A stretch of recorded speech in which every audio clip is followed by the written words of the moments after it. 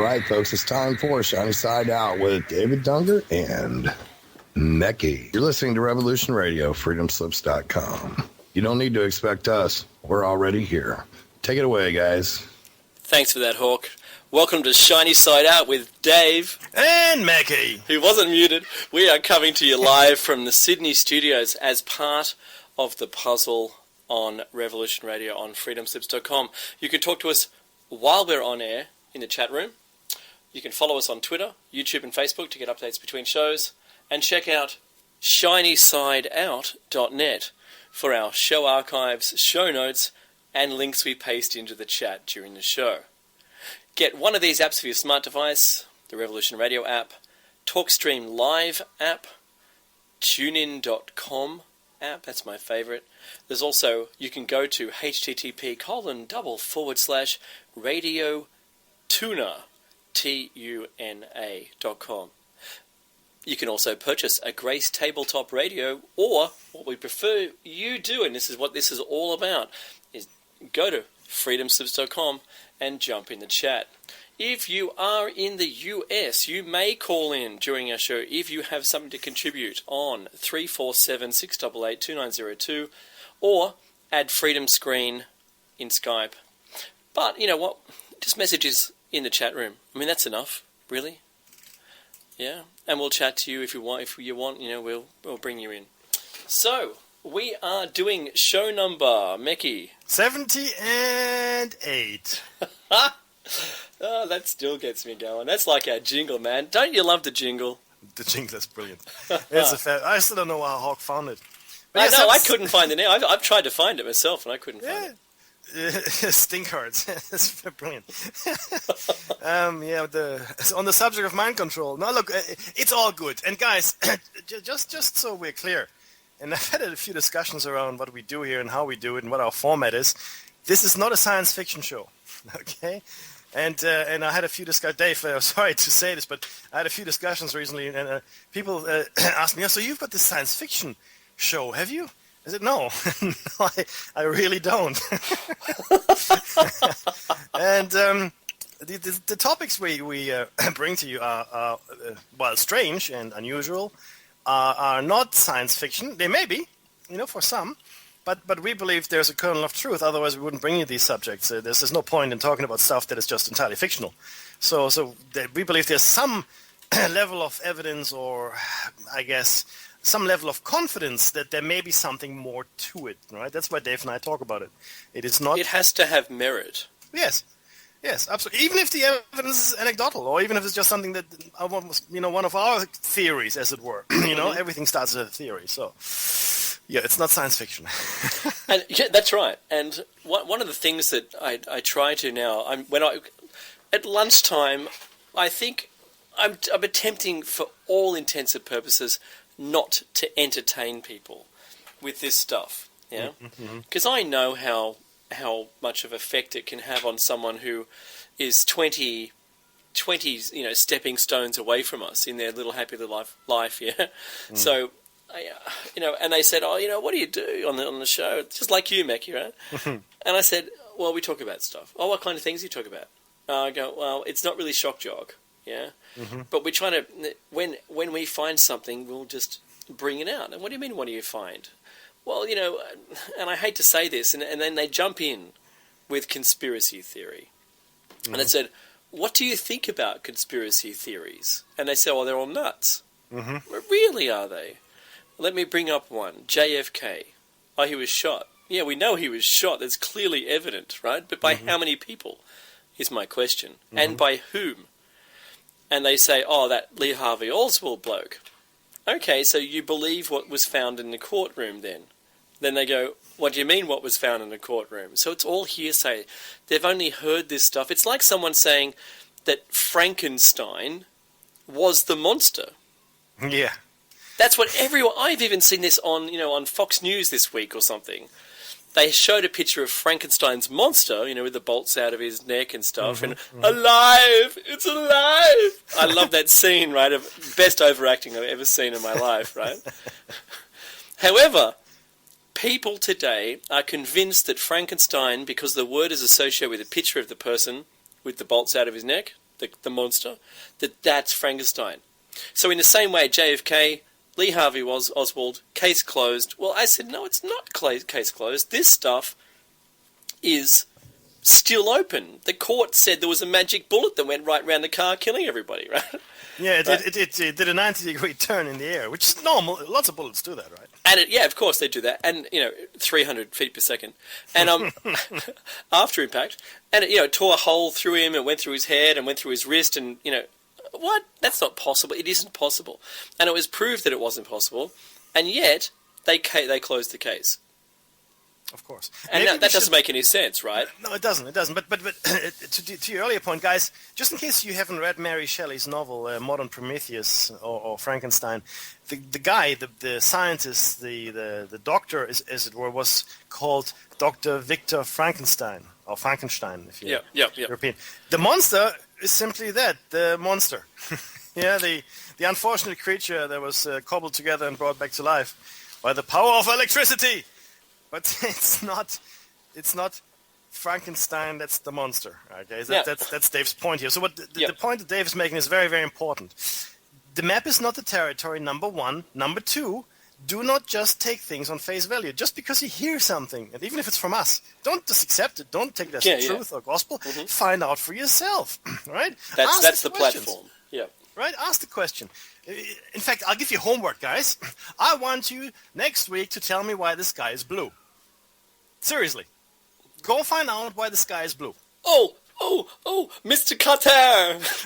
No, next week, Dave, next week. Oh, I'm not allowed to answer. Okay, that's fine. No. Because I already know.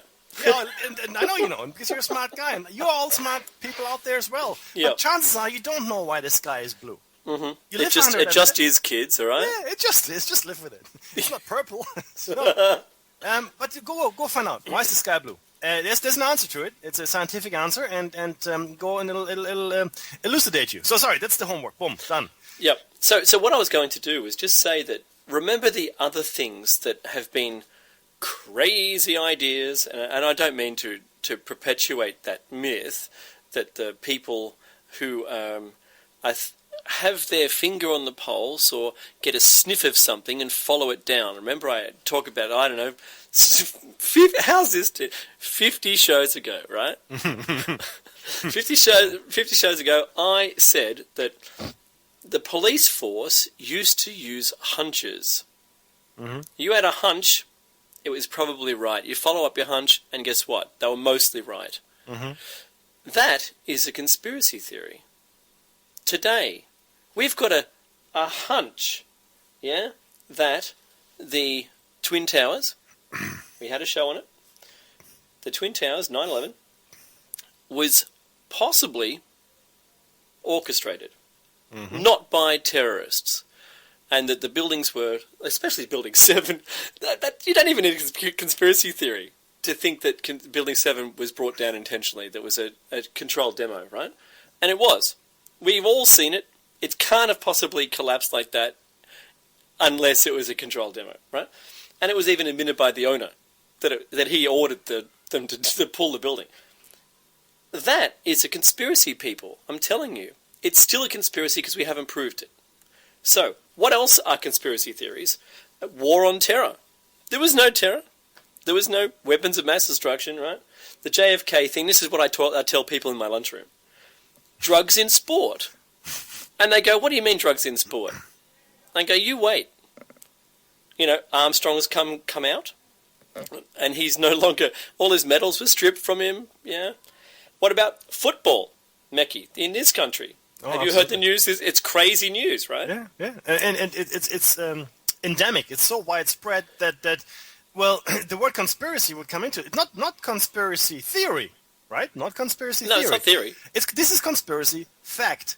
Because we know the drugs were distributed, we know they took them, and we know they conspired to take them, right? And they conspired to conceal the evidence. Yes, exactly. That's a conspiracy, right? And the other conspiracies in the world, when Julius Caesar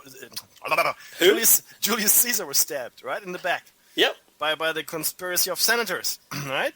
That wasn't a theory. They actually stabbed him in the back, okay?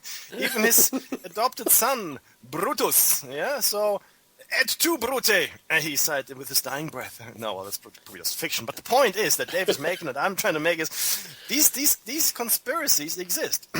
Now, we've been discrediting conspiracy theorists for the simple reason that we've portrayed them as tinfoil head wearing nuts. remember, both Mecky and I clearly ourselves fall into that genre. And when we say we, it means the general public and the media and the government. And usually the people who pointed out that these people are nuts are the ones with something to hide. Because you don't do that with, what was that, like the thing about Obama's birth certificate? Yeah, like he wasn't born in the States, or at least allegedly he wasn't born in the States, right? Yeah. So that's a I guess a conspiracy theory, if you will, right? Mm-hmm. And what did that sheriff do with his offline, which means it wasn't paid for by the government, offline cold case crew of people who chased down the slimmest information from a cold case. It's a closed case from a long time ago. Mm-hmm. What was their job? They chased these things down and found the answers. And guess what? They chased this down and found the same answer everyone else. All these people on the internet had come up with the same thing. Mm-hmm. It was fake. And what happened? People went, who cares? Yep. He's president, right? Yep. Yeah. Do we want him out? Who knows? But I think that it's funny that, we still put these things into those genres. And in this, you can smell the segue coming, can't you, Mickey? No, there's the segue away. So, all of these things and the way people think, it drives me nuts that people can't get past that. They're happy with their little conditioned, little tiny world, and they're happy with that as long as they're spoon-fed through the hole because they've run on their treadmill to get the reward. Mecky, I'm nodding, yeah? Oh, yeah. You know what I mean? So you do your bit of work, you get your little reward, and you're happy. Whatever that is, whether it's flat screen TV. It's like people can eat cake, right? There's no more bread. That's okay. Eat cake. You can eat cake. You can't afford the cake or the ingredients, but that doesn't matter, right? Let them eat cake. So as long as people are receiving the reward for the thing that they do, then they don't complain. They tend not to complain, and it's part of that invisible, fence that Mecky's talked about, the prison in which there's no walls. Yeah, the panopticon. That's it. So, who controls that? Keep going. Yeah, this is what I'm raising this question for our listeners, our avid listeners, and that I have to say the chat room is absolutely chock-a-block today.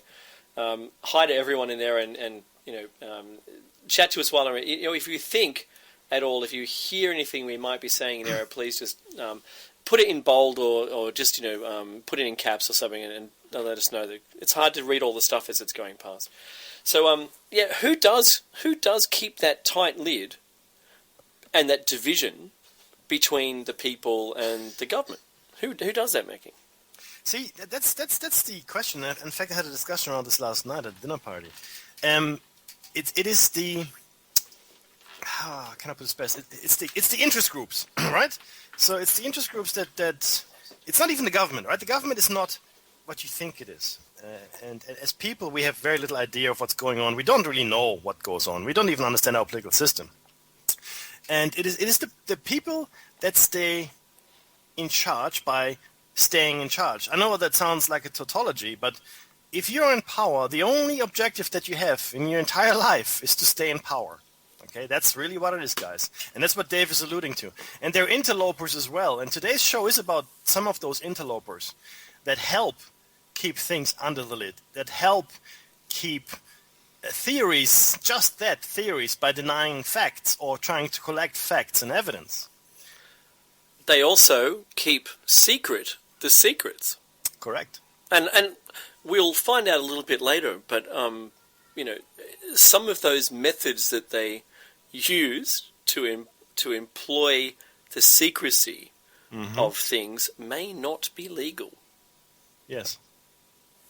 Now, there's in fact, sorry, thank you for bringing that up. In fact, you know what happened recently in the States, obviously, right? And let's talk about this just for a little bit. Snowden and the other whistleblower and these wonderful things. I listened to a law professor on, I think it was on National Public Radio. I can't remember now, but it was only a couple of days ago. And this person, and he was in Lincoln Center. Is it possible he was not? Anyway, it doesn't really matter. I think it was the Lincoln Center. And he said he is afraid, and he was American, that we are now moving away from a society where whistleblowing is okay.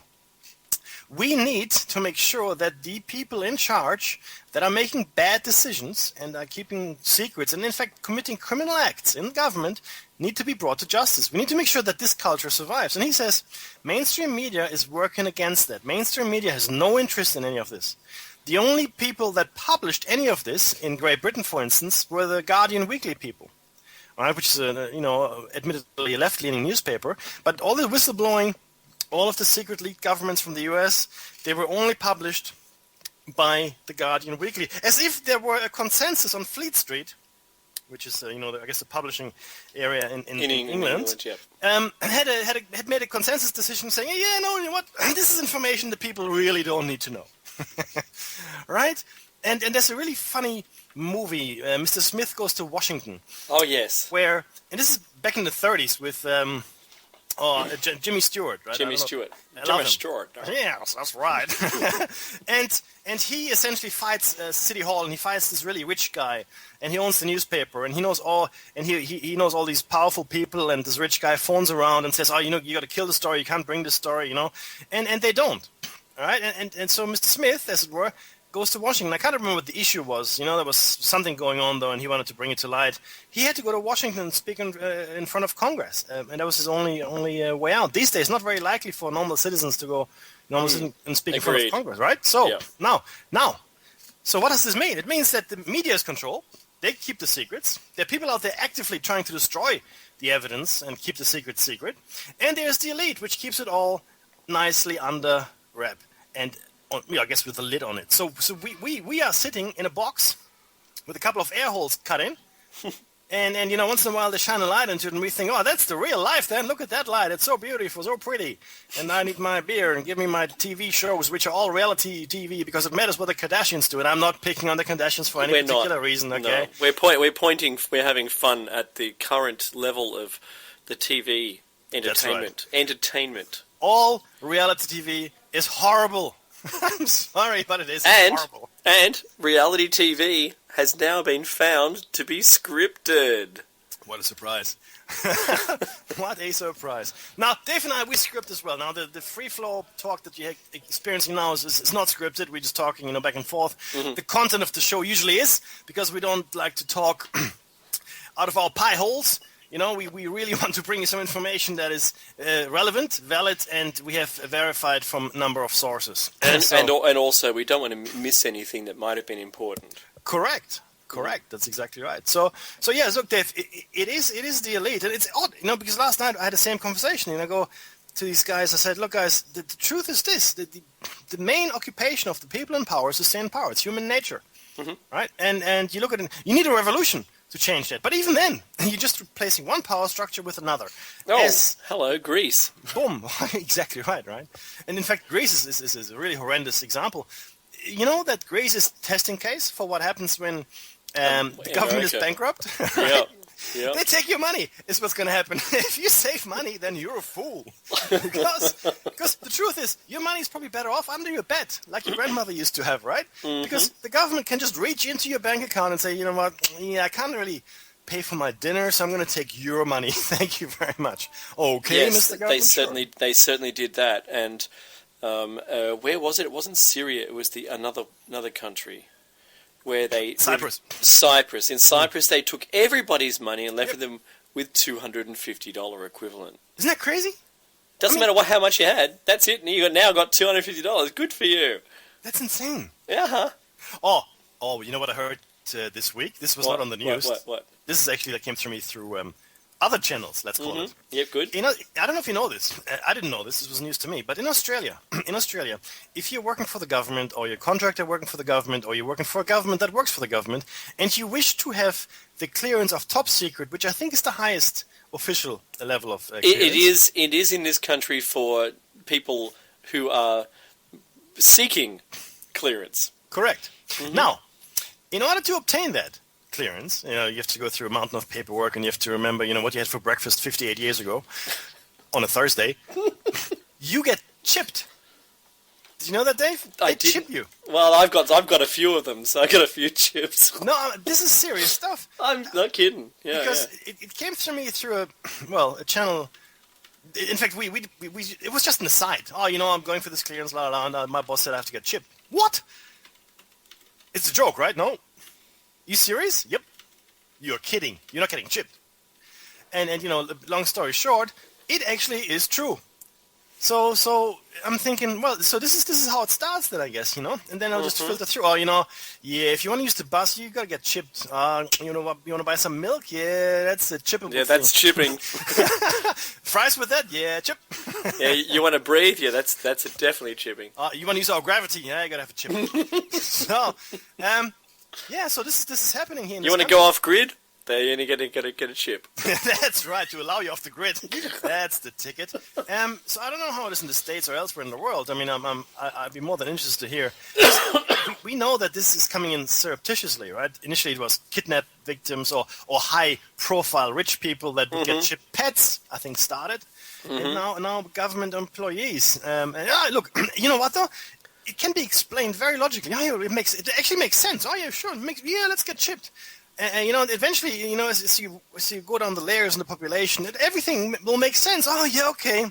Oh, if you get chipped, then you can't really fire a gun, right? You can't take drugs. We know what you're doing. Everybody's safe. Oh, thank you very much, Mr. Government. I feel so much better now that you always know where I am, what I do, and my body temperature at any given time. So, you got to think about this because it's slow. It's very insidious. It is one step at a time, and it doesn't look so bad from the current step you're at. Yes, it is dangerous. Yeah. So like, food for thought there, right? Food for thought. Did we want to cover off any further news items? Except I think we should talk about Syria a little bit. Yeah, agreed. I mean, it's horrendous. I don't know, the death toll is, I think it's getting close to 2,000, maybe has surpassed it. I don't know, I didn't check the news today. But apparently a sarin gas or some kind of chemical attack took place in Damascus or in the outskirts of Damascus, killing indiscriminately around 2,000 civilians. Government is blaming the rebels. Rebels are blaming government.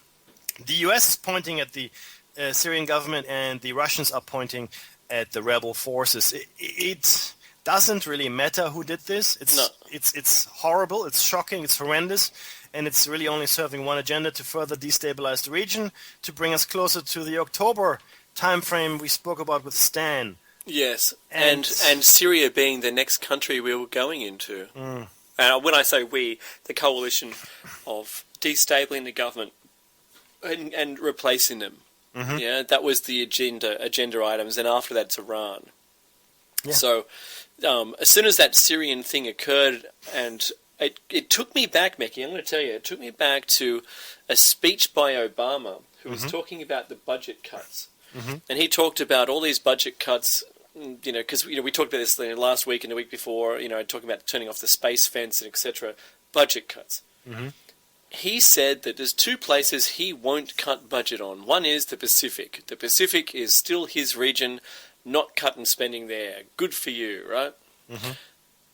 In as an emotive stance and positional, conversationally, he mentioned that, and this was with a threat, if any country uses chemical weapons on its people, we will, the equivalent of kick their butt. We'll go to war against them. We'll stop them. We will take them out. He said, we do not at all condone that kind of activity. And I thought that was a very strong stance for someone who spread their forces so thinly around the planet, has installed anti-missile, missiles surrounding China. It's all available. All this information's available.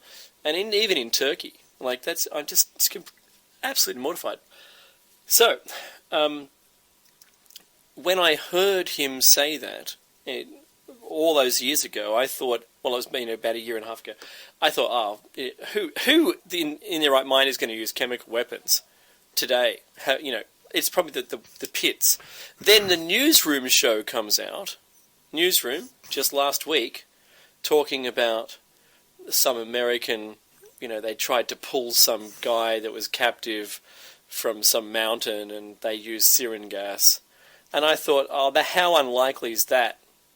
And then I heard this week, and the treating doctor in Damascus, who said that he lost from his team 4 or 5, I think it was 4 or 5 people. Some of those actually got in their cars and drove to the scene themselves to help the people because they couldn't get them out quick enough. And he lost them in it as well. Even because it's a chemical, you need to be fully clad when you're treating these people as well. And so one of the things he said, it's completely obvious looking at it. This is firsthand. A doctor there firsthand said that once you've seen it, you know it again. So he said, it's out of their nose, it looks like cheese whiz coming out of their nose. Oh, really? Yep. Out their lungs completely fill up with the same stuff and they asphyxiate. Besides the burning and the irritation and all of those things that occur as well.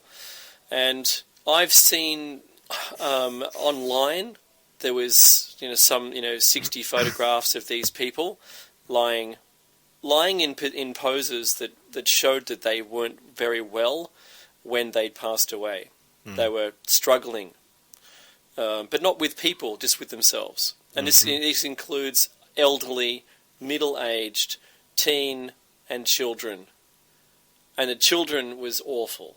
And I knew what I was looking at. I knew going into it when I clicked past the 3 levels of warning that these images do have. This was on our ABC, by the way, Mickey. On our ABC. They showed these pictures of these people, and I was absolutely it took me to a place that I was uncomfortable looking at it, but I have to look at this stuff, and I could eat over a corpse. I could actually, because my dad took me to the morgue when I was young, so I'm desensitized to it being in front of me and having death and blood and whatever guts hanging out. It doesn't matter. But to see these people, and now that I've got children, to see these things happening to other children. My face of my kids were on these kids. You know what I mean? You see that, you become protective.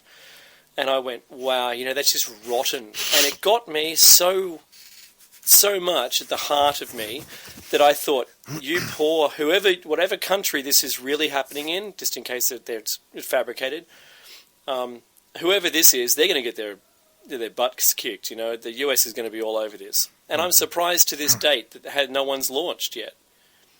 Because it is unclear. Because again, there's a lot of finger pointing going on from the Syrian government themselves to the rebel forces. Now you always have to ask yourself though, why? Right. So this is the question here. Why was this particular attack launched? Who was attacked? The truth is, there was no target as such. It was like the sarin gas attack in Tokyo that was, I guess, committed by Shinrikyo. That's right. This is the problem.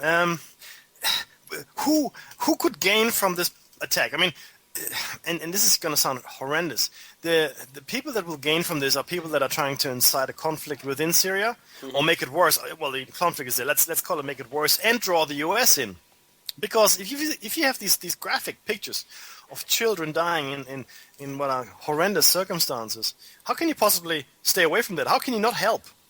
So once again, just like before, and I'm not saying who's doing this or whatever. I'm not saying that, but we don't know. No, we don't know. But the point is that the US will be pushed into a conflict, potentially Russia and China as well, potentially on opposing sides. If the Russians keep blaming the rebels and the United States believe that it was in fact the Syrian government that committed these heinous acts. So, don't know. But the point is that we are in almost unstoppably moving toward a much larger scale conflict within the region, because Syria is well armed. Syria is on the border with Turkey, which is a NATO country. It is also bordering Iran. Okay, so it's a powder keg, if you will. So it's not that far away from Iran. It's important. Syria itself has always controlled various groups which are now classified as terrorists simply because they needed the power in the region. The PKK, for instance, which is the Kurdish Workers' Party, is supported out of Syria, controlled to some extent, I should say, as well as I think it's Hezbollah, because or was it Hamas? I think it's Hezbollah. But the point really is that these groups, use these groups for their own advantage in negotiations, diplomacy, and so forth. Not in a necessarily nefarious or evil way, but certainly that's realpolitik in the Middle East. Now, these groups can get involved as well. There's a lot of weapons in the area already, so make no mistake about that. And all we need is just a spark to ignite this, and maybe this was the spark, potentially, right? That's what I think. Let's hope it isn't, and let's hope it doesn't happen again, because that kind of stuff can happen anywhere in the world. Guys, this gas is not hard to come by, I don't think, or something of a similar nature. So these attacks can very well happen elsewhere. So we need to guard ourselves. I'm not telling you to stay away from crowds, but I'm telling you to stay away from crowds. Okay, so you know what I mean. We've become supremely vulnerable in the way we live. We live in overpopulated cities, I want to call it, that are relying on mass transport. Okay, which means that we have a whole bunch of people packed into tight spaces at any given time, which is horrible. If something goes wrong. So, I don't know. Ride a bike or something. Look, that's our 2 cents on it. Yeah. I have to say that the only threat from this is an outcome. If we all walk away from it, it'll just... That's the one thing about the Middle East. If we all walked away from it, it just settle itself down again. Yeah. And for the last 2,000 years, no one's owned it. That's right. Because everyone just gives up. And I think we're way past that point, and we should have, history is a great thing, it's a great hindsight tool, and I think we should use more of that. But if the Stan Deo information is true, and and I have to say that Tones was talking to me during the week about I'm buying a lot of stock, and I said, what on earth do you mean? He goes, in October. That I'm putting a timeline on there, and a lot of people are afraid of timelines, and I don't know. What I tried to tell him was, I actually don't know. No one knows, and what we're doing is we're just trying to... Go ahead, Mac. We're just trying to paint a picture of information that we've currently got. That's it. We don't know what would happen, we don't know what's going to happen, but when you talk to a lot of people, you end up concerned if you had a scatter graph and everything was within one quadrant. If you don't know what a scatter graph is, you draw a circle, draw a cross in the middle, and it extends out to each side, intersecting the sides of the circle. And when you get your data, you put it into, plot it on the chart. And if everything's in the same spot, looks like a close shotgun blast, then you're onto something.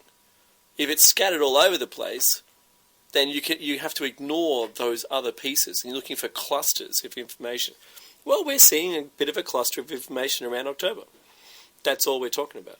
So, whether it's Stan or, the US government talking about this October thing, it's something else. So, pardon me, I couldn't mute in time. We're talking about, and Meki will be back in just a jiffy, we're in show number 78, and we're leaning right into Men in Black, the MIB, the people who keep the secrets. They enforce the secrets, and there's a whole bunch of stuff that's secret about them. And I think this is a great topic, and when it came up in discussion, we just knew that we had to do this at some point. And to give a quick intro, first up, the entire show is a tinfoil hat show. So please fasten your seatbelts and adjust your tinfoil hats, assuring the shiny side faces out, and suspend your preconceived ideas and your reality inverters. That's my favorite expression from Meki. Okay, the Men in Black. In American popular culture and in UFO conspiracy theories are men dressed in black suits who claim to be government agents who harass or threaten UFO witnesses to keep them quiet about what they've seen. It's sometimes implied that they may have been aliens themselves. The term is also frequently used to describe mysterious men working for unknown organizations, as well as various branches of government, allegedly, of course, designed to protect secrets and perform other strange activities. The term is generic, used for any unusual, threatening, or strangely behaved individual whose appearance on the scene can be linked in some fashion with a UFO sighting. Now, what is their behavior? According to the accounts of those encountering them, men in black always seem to have detailed information on the persons they contact, as if the individuals had been under surveillance for a significant period of time.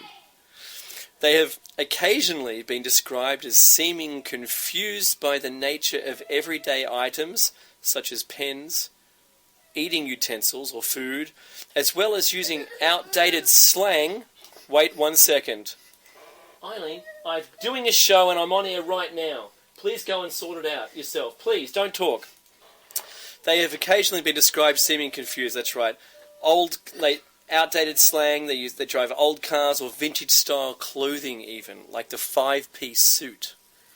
Reports indicate they often claim to be from an agency collecting information on the unexplained phenomenon their subject has encountered.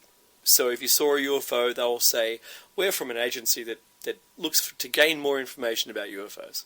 In other accounts, they seem to be trying to suppress information by trying to convince their target that the event in question did not happen.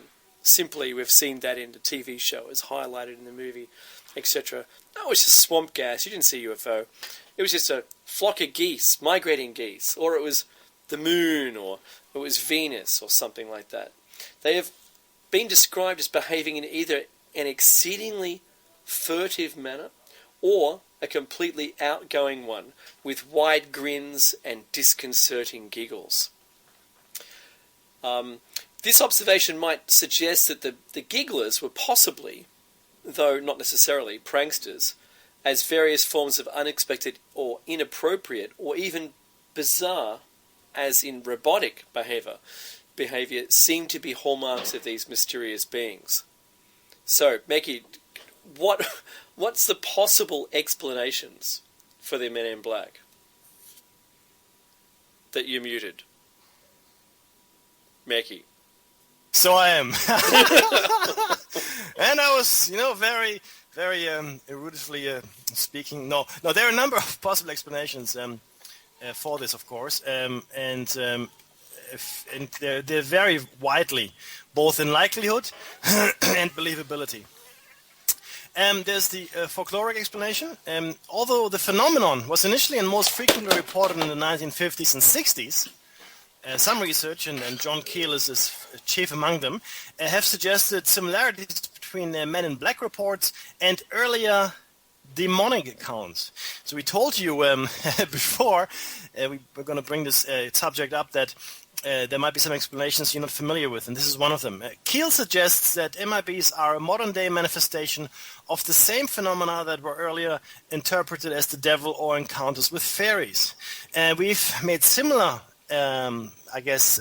comparisons to the alien encounter scenario, where this very phenomenon has been with us for a long time. It's just being viewed through a certain filter, through the filter of the time. We all have a certain framework we all refer to. It's what we brought up with, our experiences and expectations. And we today are fairly technologically minded, so we think we're dealing with aliens and spacecraft and so forth. Similarly with the Man in Black, which we believe could be a whole bunch of different things. But back in the olden days, and even before that, they would have been viewed as something entirely different if the phenomenon existed then. Now, similarly, folklorist Peter Rojevich noted that many Men in Black accounts parallel tales of people encountering the devil. Neither Men in Black nor the devil are quite human, and witnesses often discover this fact midway through an encounter. The meaning of this parallel, however, has been the subject of much debate. Even so, the term the black man, and not men in black, but the black man, and it's same in German, der schwarze Mann, was used for centuries in reference to the devil. That's true. Up until contemporary times, in fact, when black man, was used to replace the term Negro, and the satanic sense was lost. So obviously, this is specifically of interest to American listeners. A telling example may be found in an 1837 report in the Morning Chronicle. You can go and look it up for yourself if you have the time.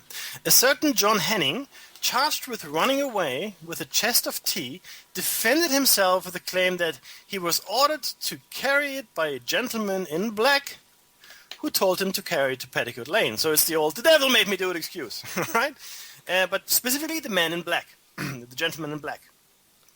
In witchcraft trials, in medieval times, going even further back, before Salem and so forth, the black man was often reported as meeting with the accused and having intercourse with him, being the devil, of course, and that's why they were burned.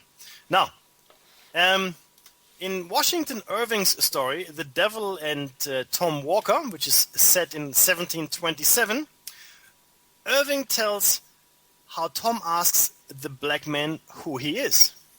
The man says he goes by many names, that's familiar, and is called the Black Miner sometimes, or the Black Woodsman. He says that since the Indians are gone, he presides over the prosecutions of various religious sects, supports slave dealers, and is the master of the Salem witches. Tom replies that he must be Old Scratch, which is another name for the devil, and the black man acknowledges that in fact he is Old Scratch or Old Nick, or Prince of Lies and so forth, and Prince of the Air. In 1932, H.P. Lovecraft, whom we love, also used the figure of the black man in his tale, The Dream in the Witch House, as a synonym for the devil. But he also uses the term and description for Nyarlathotep. Nyarlathotep. Say that again real fast. A malevolent entity of his own creation. Okay. So in the Middle Ages, like I alluded to before, the black man was not a man with African features, but rather a man colored entirely in black and dressed in black as well. Okay. So this is not referring to African Americans or Africans at all. In the Middle Ages, I'm talking about now, right? So Dave, so as we can see here, the black man or man in black archetype or description goes well beyond ufology lore. In fact, we will discuss this later when we discuss Nick Redfern's book. But what are other explanations that we potentially have here? Well, we have the. You can. Yeah, I'm on. Good. I just had to look at my my mixer going with the lights going. I want to make sure I'm on. The military / CIA explanations, and I do love these. These are one of my favorites. So thanks. So, is that more prosaically? Yeah, prosaically, yep. Paranormal researcher Jerome Clark cites Bill Moore, who assorts... I sound like... Assorts? You sound like a... Assorts. Assorts. Be a mensch. Be a mensch. Oh, boy. I've had such a big weekend. I'm building a chicken run. And it's all manly man. They've just on an aside, quick, they've changed the Coke cans to be only 330 mils big now. Yeah. And I picked the can up and I held it and I went, my hand's getting bigger. My big manly hands. Okay, so Jerome Clark cites Bill Moore, who asserts that the men in black are really government agents in disguise. Members of a rather bizarre unit of Air Force intelligence known currently as the Air Force Special Activities Center, or AFSAC.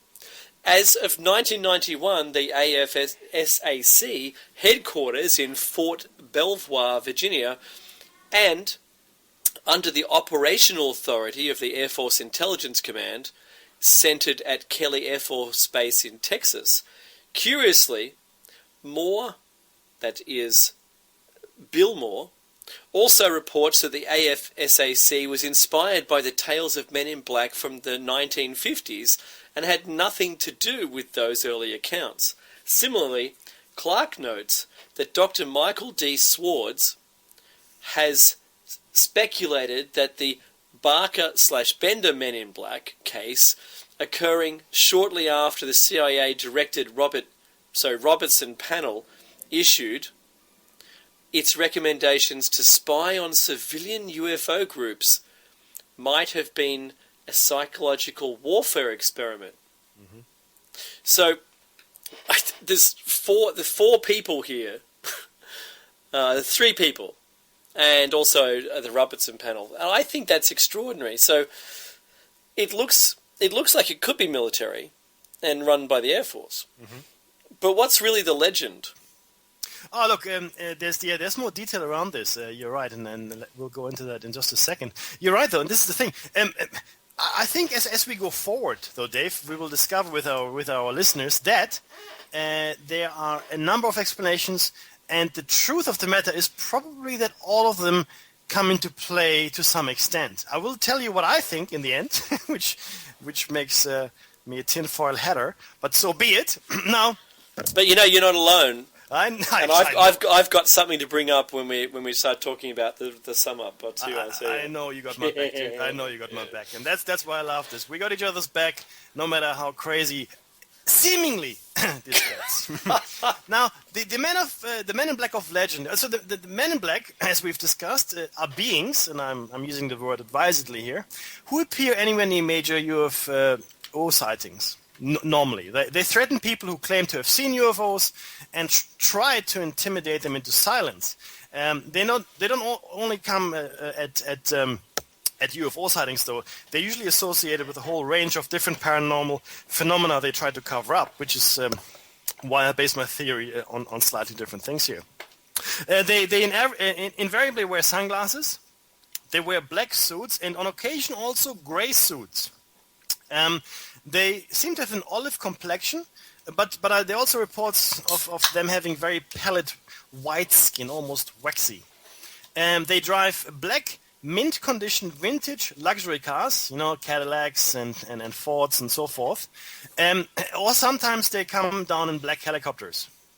Now, there are different schools of thoughts, which you just went through, and one of those is, of course, that, as Dave pointed out, they might be government agents. Others think they may be alien or visitors agents. I've got a different take on this again. And now, we mentioned this before. Now, the first reported occurrence of Men in Black in the modern context of ufology can be traced to Albert K. Bender, and he was the editor of the flying saucer publication Space Review. In October 1953, there was an issue in which he placed an announcement that stated that he'd come across information that would solve the flying saucer mystery. But he could not print it because he had been ordered not to. He ended his announcement warning others in saucer work to be very cautious. And Space Review actually ceased publication with the October issue. In later interviews, Bender stated that 3 men wearing dark suits had ordered him to stop publishing UFO material, and that he had complied with the order because he had been scared to death of them. Later, he told the story in more detail in the book Flying Saucers and the 3 Men in Black. I urge you to read this book. Now, something that needs to be known about Mr. Bender is that if someone told him he couldn't do something, and I've done some research on his character, he would do it. He's like a red rag to a bull. You could not stop him. He needed to find out what it was. So it was very surprising to his friends and people around him that he could have been cowed or scared into submission. Now, mm-hmm. I came across an interview with Nick Redfern, whose book we're going to discuss in a little while. And in this interview, Nick Redfern talked about what happened allegedly at Bender's house. So Bender had confided into him or someone else, and Nick had somehow found out about it. So apparently this is what happened when the 3 men were at Mr. Bender's house. They seem to have come through the door, and I mean come through the door, yeah? Not open the door, conventionally. Correct, right? So that's how he describes it. And, and after they had told him to lay off the subject of UFOs or flying saucers, as they were called then, they reached under his sink and took out a jug of Clorox, which to my knowledge is bleach of some sort. A brand name of bleach. We're not advertising for Clorox, so don't buy it. And they asked him, well, what is this? Unless you already buy it, well, in which we're not asking you to do so. Yeah, so yeah, but it's part of the story, right? Otherwise, the narrative will go nowhere. Sorry, Becky. No, it's good. So they asked him, what is this, the three men? And Mr. Bender said, well, it's a very powerful disinfectant, which bleach is. So, okay, they go, very good. So they brought over the bottle and let him smell it. So they took the cap off, and he goes, yeah, it was in fact his bottle of Clorox, just in case, I don't know, maybe they wanted to make sure that he knew they hadn't substituted it. Whatever. Mm-hmm. At that point, though, all three of them took large gulps from that particular bottle, apparently having no ill effect on them whatsoever. Huh. At that point, he realized, and he puts it humorously, I guess, but he was terrified. At that point, he realized that he may not be dealing with government agents, and that explains his uncharacteristic fear. Right? So it was this otherworldly appearance of these three men, and then them drinking a substance which would have killed any of us in no short order. Sorry, in no long order, but rather in very short order, in a very horrifying way. It's not a good death. No, bleach is not a good death. It isn't. It really isn't. So there is another book we can quickly discuss, Dave. If you want. No, go ahead. Okay. I'm making some notes at the moment. Okay, good. So there's a book by Timothy Beckley, and it's called The UFO Silencers. And in it, he tries to give an overview of important and, I guess, groundbreaking or interesting MIB encounters. According to Beckley, the Men in Black have been with us for many hundreds of years. Again, harping back to the other things we just talked about earlier. Speculating that such diverse characters from the history of witchcraft and folklore, such as the Elizabethan black men, the Native American black man, and late 19th century reports of malevolent traveling salesmen might have been manifestations of what we now know as Men in Black. Now, salesmen, why is that important? Most of the Men in Black have these really ridiculous cover stories that they're salesmen or insurance, peddlers or some crazy thing. And the phenomenon seems to have been with us for a very long time. It is only now that we view it through our particular framework, as I said. There is an odd incident in the history of the Men in Black, and that is the strange case of Mr. O.H. Krill, which very likely may have been a hoax. It bears talking about because there's a lot of good information that was in there, because with any lie, and Dave and I have spoken about this before, misinformation, right? With any lie, you must have a kernel of truth, because you can't, or even a large portion of truth, and then have a little bit of lie, because otherwise it won't fly, it won't work, right? Mm-hmm. Any good lie will have some truth. So, Mr. Krill's writings first gained publicity sometime in the late 1980s, when a text called the O.H. Krill Papers was placed on the Paranet BBS, which is a sort of a forerunner of the internet as we have it today. One of those, what was it called, Dave? Boards. Wasn't it message boards? Yeah, that's right. Sure. Now, the file told the story of shadow governments in cooperation with Greys and secret underground bases, exchange of human organs for alien technology, and so forth, right? In fact, themes that we are all very familiar with. So, and because we're already familiar with them, we don't really doubt it too much. And as I said, the more truth you put into your lie, the better. Now, this is actually directly from the papers. I'm quoting. Bulletin board services. Thank you, sir. BBS, bulletin board services. Yes. That's where it was posted. So a forerunner of the internet as we know it today. So these are quotes from these papers I'm going to share with you. The men warned him about spreading the story of his experience around and sometimes even threatened him personally. Sometimes obliquely, sometimes directly. Any evidence is confiscated in one way or another, and sometimes the visit is for some totally meaningless reason, and the subject of UFOs is hardly mentioned. But again, the men all seem to look alike. The classic concept of an MIB is a man of indefinite age, and this is a really good description of what a man in black is. Agreed. Medium height and dressed completely in black, even though there are cases of gray suits. He always has a black hat and often a black turtleneck sweater. They present an appearance often described as strange or odd, and I'll get to that. They speak in a dull, monotone voice, like a computer, some people say, and are dark complexed with high cheekbones, thin lips, pointed chin, and eyes that are mildly slanted. Right? So dark complex could also be olive-skinned. The visitors themselves are often on absurd missions.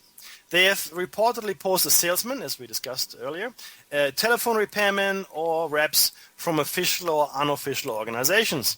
Their mode of transportation are usually large and expensive cars, Buicks, Lincolns, Cadillacs, and all black. Except for one, which happened to be a white Ford, which is odd. We'll come to that later. Their physical appearance also has included beings that have pale grayish skin, and some of them have been seen to have blonde hair, yet they wear the clothing and drive the cars previously described. So while their ethnic genotype might change, the way they dress themselves and get about seems to be the same. Now, which could also hint to a fact that different groups try to appear similar, potentially, right? So this may not all be the same organization, right, Dave? This might exactly.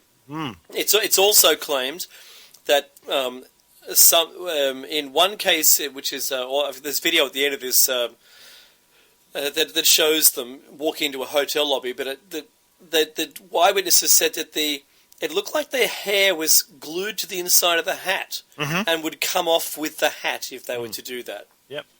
So very, very strange. In fact, I read a science fiction story once about something like this, and it turned out they were interdimensional travelers coming from a world where the sun was going supernova, and they had horrific mutilations, and they had to wear these special skin preparations just to live, and they would operate in different universes, if you will. Now, it's just a science fiction story, but again, it sort of took some of what we're describing here as the Men in Black, and they had to wear wigs because their real hair obviously had been burned away, or was a birth defect or something like that.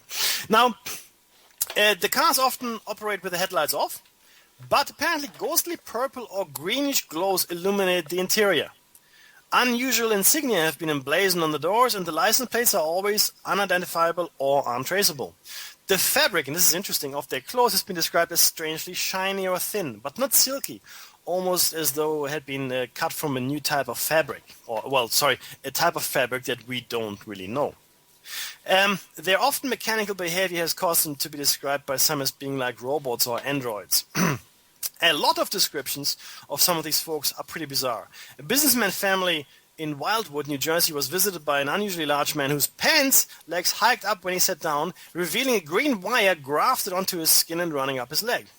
There are other cases, of MIBs appearing on the other side of a wet, muddy field after heavy rain, but having no mud whatever on their shoes or on their suit, so entirely clean, right? Which is very odd. Apparently, the shoes and wallets they have when they show them also seem new and hardly broken in. Okay, and we are almost coming to the break. We'll take you through the rest of the Men in Black scenarios and also the exposure of the O.H. Krill papers after the break, I think. Dave, what do you think? Yeah, I think so. This stuff, it's widespread. It is not just in the US too. Oh yes, correct. So letting you know that it could even be, and we'll get to them, but it could even be, this is food for thought, it may be they're not from here. Thank you, sir. I'm with you on that one. Indeed. So we'll see you on the other side of the break, shiny side outers, and enjoy.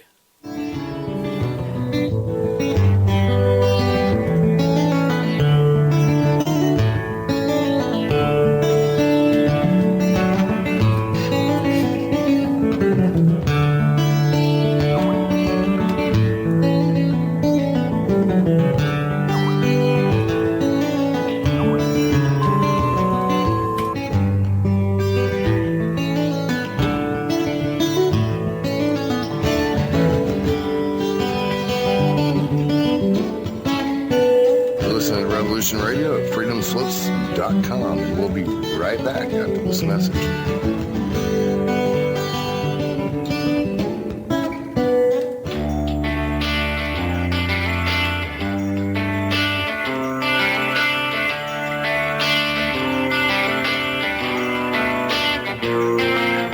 This is Thomas, a.k.a. a Mad Painter. I'd like you to join me Monday nights, 10 p.m. Eastern Standard Time for Open Canvas. Don't forget to bring an open mind. Yes, folks, that's right. Bring an open mind to an open canvas. Again, that is Monday nights, 10 p.m. Eastern. UFOs to government corruption. This is Revolution Radio, freedomslips.com. You don't need to expect us. We're already here. There is no denying the world is awakening. We see it in the global uprisings and demonstrations of the people around the planet and the new way of thinking and living that is arising naturally within each one of us and our communities. I have been a major player in this global shift and movement for over 20 years and have helped tens of thousands of people around the world change their lives and find their voice in order to help create the paradigm change we so desperately need. Join me here at Revolution Radio on the Just Bernard Show every Tuesday at noon Eastern Time for 2 hours of powerful interviews and discussion with some of the most influential visionaries of consciousness, alternative media, and suppressed knowledge. We promise to reveal the real matrix and empower your human experience.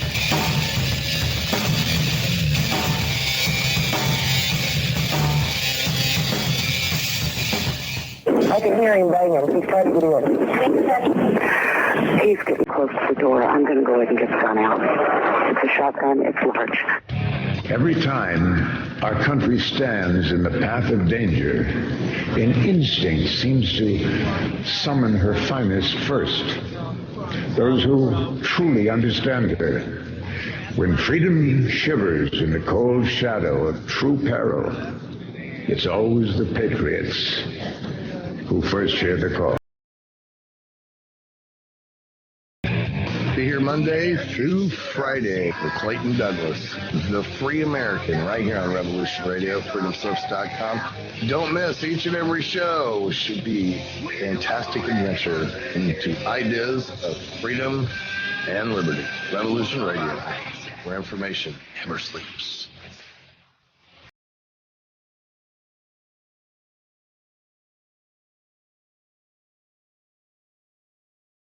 Yes, folks, that's Monday through Friday, 10 a.m. till noon.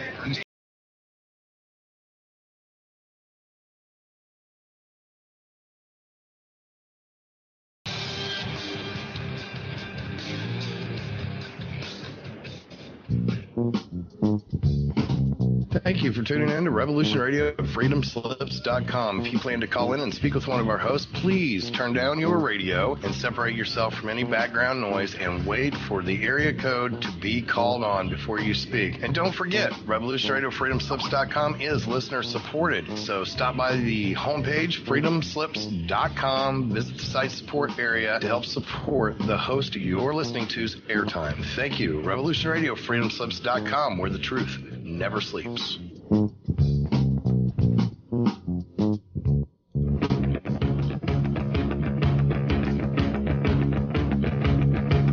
Revolution Radio.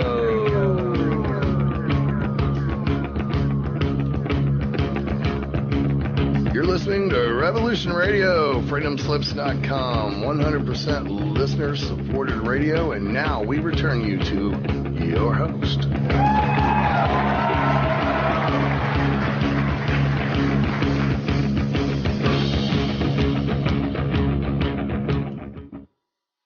Hello, and you're back with Dave and Mackie's Shiny Side Out on freedomslips.com. Now remember, this is listener-funded radio, so if you like what you hear, please go to freedomslips.com and push the donate button. Donate button, or anything, a penny or a dollar or whatever you want to give. Your donation is greatly appreciated, and it does help to run the station. Remember, guys, we're not being sponsored by any corporate entity. This is all you, okay? And in fact, it's all Nighthawk, really, to be honest with you. And we are halfway through number 78. We're talking about MIBs, but do try to donate if you can, and donate on our button if you like what we bring you. But the other shows are great. Solaris, which is just preceding us, she has a great show. So if you can listen into that, that would be fantastic. Yeah, like I said, 70 and 8, halfway through, and we're talking about the Man in Black, Dave. Yes, we sure are. Oh, if this doesn't get us into trouble from then I'd be surprised. Look, I'm actually happy. Look, I don't want to call it down upon me because these things usually have a terrible way of backfiring, right? Oh But yeah. people ask me, would you go into UFO if it came if it came down, it wouldn't be UFO anymore. I knew exactly what it was, wouldn't I? Yeah, But exactly. would I go in? Yeah, I would. You know why? Because it's proof there's something more. And of all the stories, of all the things we bring you, of all the information that we share, only one has to be true for it to be more than there is. Do you understand what I'm saying? Yeah. We only need one of all 78 shows we've discussed, scores of mysteries with you. We've brought you mountains of scientific data, anecdotal evidence. We've brought you a whole bunch of stuff. Some of it in the tinfoil head zone. Some of it, quite accepted scientific dogma. But the point is that in all the speculation that we've brought, in all the mysteries, it just takes the one, and whatever it might be, to be true, to lend credence to what it is we're doing, I think. Yes, that's true. All right? Yeah. Little monologue. Yeah, that's all you can get out of me. Oh, I was trying to find where we're up to in the show notes. Oh, no worries. Look, we're just going to talk about the O.H. Krill papers. Oh, yes, that's right. And I wanted to just tell you guys. Now, the reason we mention is because the Krill papers themselves contain an excellent description of the MIBs and their interactions, and also some encounters, right? So not all of the Krill paper is a hoax. However, the Krill paper itself was not put together with Mr. O.H. Krill, but rather by Mr. John Lear. When he made a television appearance on the William Cooper show, it all came out. Now, Lear was the son of the famous aviation engineer and heir to the Learjet company, believe it or not. All right? That Lear, my friend, correct, sir. Now, let's take this all with a grain of salt. I mean, and again, it's not surprising, I think, that misinformation would come out of that particular corner, right? Is my take on this. Now, he claimed that his business connections with the military had given him access to secret Air Force documents related to UFOs. He had posted to Paranet, which is the bulletin board we spoke about, his own UFO files, which were also full of secret alien government conspiracies. Right. Now, Cooper, who was on TV, claimed to be a high-ranking naval intelligence officer, though records show that he was never anything more than an audiovisual technician for a Pacific Fleet briefing team. And when Lear heard William on the TV show use the O.H. Krill name, he took him aside and said, well, we really just put this together with John Grace, who was head of the Nevada Aerial Research Organization, as a joke. All right, so and he used the show to announce that, in fact, to discredit Cooper to some point. William Cooper, however, went on to claim that he had first seen the Krill papers in the early 1970s while working for the Office of Naval Intelligence. Okay, so let's look at the timeline. The papers were posted in the 1980s, right? Officially, on the bulletin boards. And John Lear says he did it. In fact, he created the papers together with Mr. John Grace. Cooper, on the other hand, says, no. I saw those papers well before they were on the bulletin boards in the 1970s, while I was working at the Office for Naval Intelligence. Now, you can take that this way or that way, and I don't have the answer for you, and neither does Dave. What happened, though, during the TV show, Bill, John said to William on the show, the O.H. Krill papers are a joke. And Lear says that he and John Grace had used the name Krill from Bob Emenegger's special, which was a TV special, UFOs, It Has Begun. And that goes, a while back as well. In the TV special, a woman claims to have channeled an entity named Krill with a C. They had posted the file on Paranet as a prank, or so they say. And William Cooper replied that Lear was mistaken, and again, he saw it in the 70s. He said that Lear was a liar and still says so to the present day. Cooper is now known to accuse all who disagree with him of being agents working for the conspiracy. Hey, it's all possible. Though Krill may be a fraud, the Krill documents are still valuable, and that's why they're here, as an illustration of the Man in Black legend. Now, Lear and Grace did not pull the incidents described in the Krill files entirely out of thin air, so they didn't make it all up. They actually used real information to put it all together and give their own spin to it. But the point is, every line needs to contain a fair bit of truth in order to fly. So that's why I don't want to discard the krill papers altogether. Excuse me. Now, Dave, I understand Men in Black could also be from space. Space indeed. And this is what I was alluding to just before the break to get you something to think about. The Alien Encyclopedia, which classifies the Men in Black as members of an alien race called Horlocks. The Horlocks are of a group of aliens called Draconians or Reptilians. Mm-hmm. Oh, sorry, Draconians of Reptilians, who do not possess souls.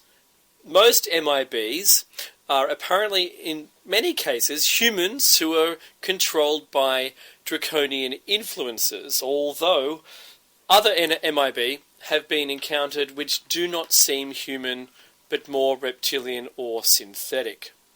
Mm-hmm. So, Sirius and the MIB. According to John Keel, the MIB often claim to represent an organisation called the Nation of the Third Eye. George Hunt Williamson, an early MIB contact, in his book, Other Tongues, Other Flesh, states that secret societies allied with Sirius use the Eye of Horus as an insignia. And we're talking about the eye on the American dollar bill and the pyramid top. Is that right, Meg? That's exactly the one, yep. This symbol has also been seen on the MIB. The secret societies believe that there is a great white lodge on Earth. They call it Shambhala, and consider it to be the spiritual centre of the world. Theosophists. Thank you, such as Alice Bailey, say that the Great White Lodge is on Sirius. And Sirius is a star. Yes. So it would be unlikely it would be on there, but probably a planet circling it. This is confirmed by Stephen Jenkins, author of the book The Undiscovered Country, who was told by Buddhist priests that Shambhala was located in the constellation of Orion. If the all-seeing eye is a symbol of Sirius, Earth allies and the MIB wear that symbol, and if Shambhala represents that great white lodge on Earth, then the MIB are emissaries of Shambhala. And that seems to make a lot of sense. Good on you, Stephen Jenkins. The entrance to Shambhala on Earth is usually placed in the trans-Himalayan region. Some assert it is in the heart of the Gobi Desert, where there have been allegations of crash disks and bases. According to the explorer Nicholas Roerich, yep. Rurik. Sorry, my European accent is absolutely terrible. And it depends on where you come from, so CH could be a K. There are caves in the Himalayan foothills that have subterranean passages. In one of these passages, there is a stone door that has never been opened because the time for its opening has not yet arrived. And that's very Prometheus style. Mm-hmm. In 1930, Maurice de Riel founded the Brotherhood of the White Temple. He says that the entrance to the Shambhala is far underground. He goes on to say that space bends around Shambhala, and that there is a gateway which leads to another. That there is a gateway which leads to another universe. It's all very esoteric, right? I mean, this is... That's a lot. Yeah, that's a lot to take in. Yeah. So they're talking about it. There being multiple places in the universe, and one of them happens to be here, sort of like a Stargate. Very much like a Stargate.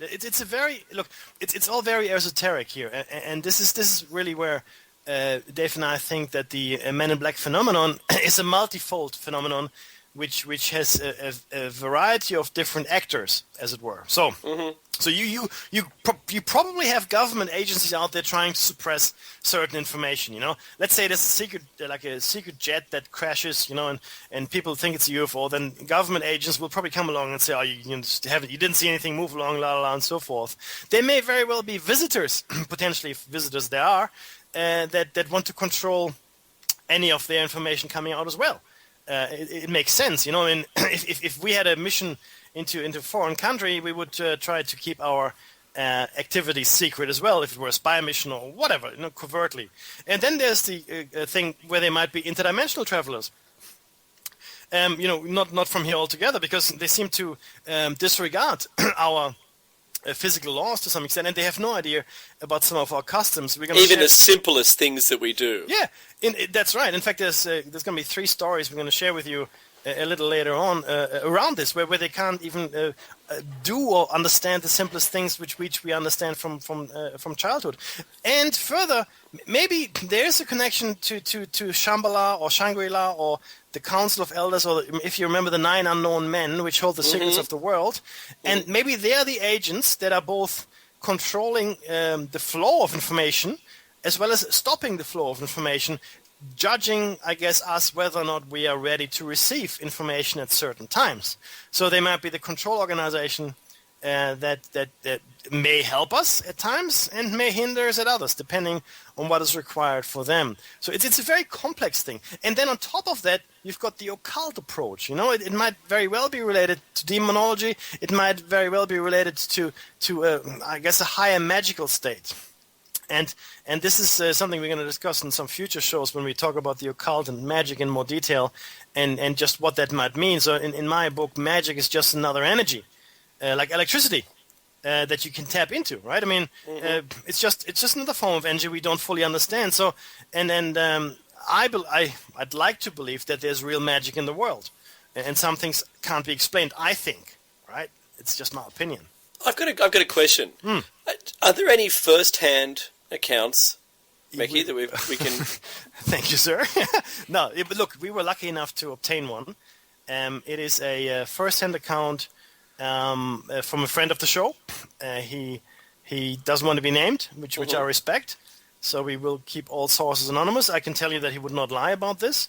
And it's an MIB account where MIBs don't feature prominently. We only see the effects or the consequences of the actions. So I'm going to share with you the account as he wrote it himself. So I won't put any words in his mouth. So bear with me. Now, first-hand account. Here's some information that I think it's now safe for me to talk about. In 1999, I worked for the CSIRO here in Australia and saw many experiments. 2 were of particular interest, both working from the same theory but with 2 different approaches. The theory is simple. We perceive color because objects absorb more of some light than others. A red apple is red because it absorbs green, yellow, blue, etc. Right? I'm sure you're all familiar with color theory and light, but not red. It reflects the red spectrum of light, and that is absorbed by the rods and cones in our retina and transmitted to our brain. The Minerals Research Laboratory is all about finding out where gold, oil, uranium, and so forth are in the ground. This is a multi-billion-dollar business. And they came up with a unique solution. And here's the first one. Using a laser capable of firing 128 phases, and imagine them as colors, of infrared light at the ground, they could identify the type of materials on the ground surface. Where there's a lot of sulfur on the ground surface, there's often oil and so forth and so on. If you hit sulfur with shade 1, which is phase 1, of infrared light, it will reflect back 80% of that light. And salt might also do the same thing. So how do we tell the difference? This is the genius part and the reason they use 128 phases, again, colors. If phase 1 has told you the material could be salt or sulfur, salt will reflect 60% of phase 2 and sulfur 40% of phase 2. Right? So it's just process of elimination. By firing all 128 phases of infrared at an object and using some smart computers and having done loads of testing and having the right algorithms to determine how each... the mineral contents and reflectivity. Yep. Correct, right? So once you know all that, then you can easily determine what's in the ground, just by the spectrum of the reflected infrared. So, that's handy, you say, and it is. With this technology alone, billions of dollars of field research could be saved, but it gets much better.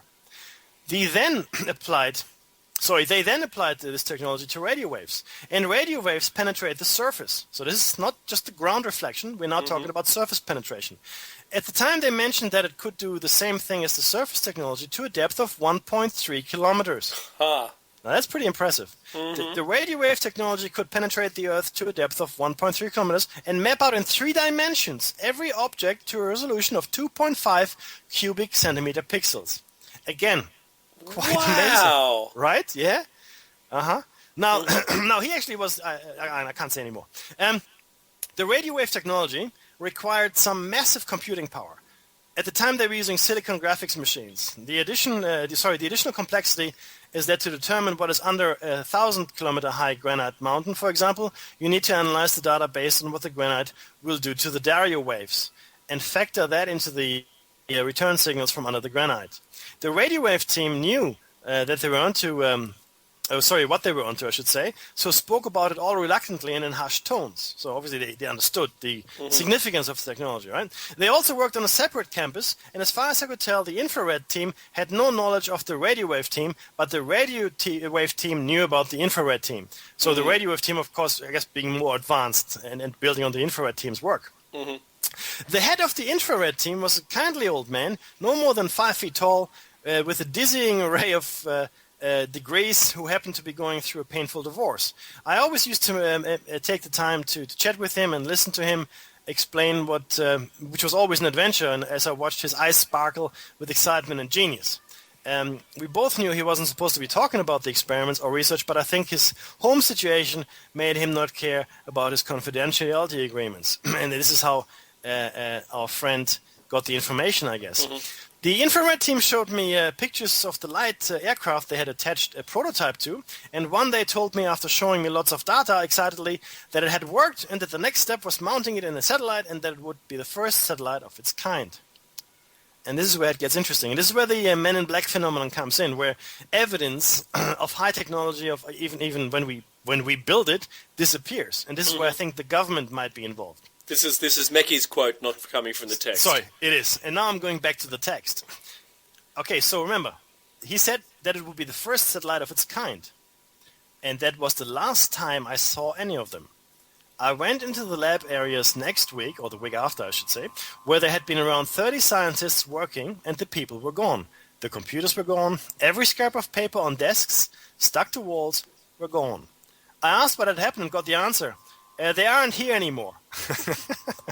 This was November 1999. Wow. These people were my friends. I don't know what happened to them, but I know that the technology to map out every gold and oil deposit, sunken ship, buried treasure chest, lost city on planet Earth has been in existence since November 1999. Someone has that map, and someone is using it.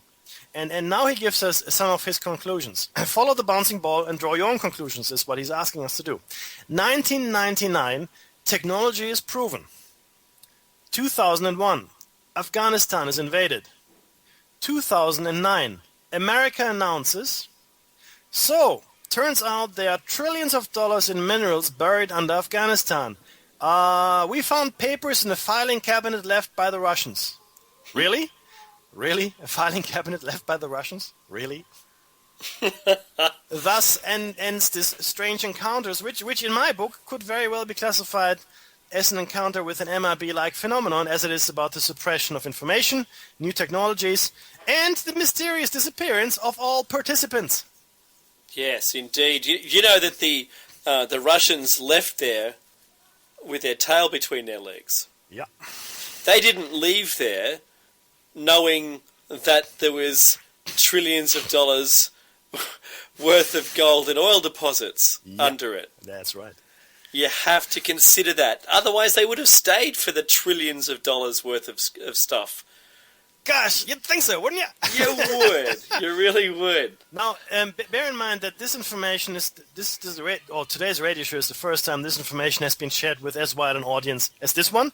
The dates are correct. The institute is correct, the CSIRO, and I will not reveal the name of the source. Good. But the information as it stands is a first-hand account of what happened. And I'm sure that there are many secret labs all around the world, underground bases, maybe on the moon, who knows, where we've got scientists slaving away, working away on secret projects that may well have been in the public domain one day and gone the next. Do you remember, Dave? They all talked about anti-gravity in the 1950s.